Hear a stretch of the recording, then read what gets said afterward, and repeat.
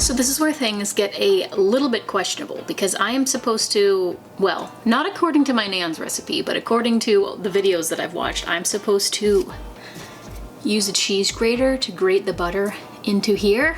So we're gonna see how that goes.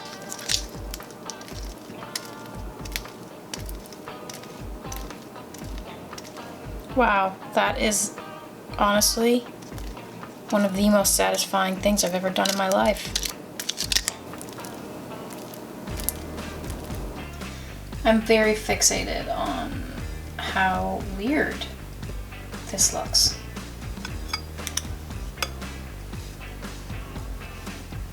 It kind of looks like cheese.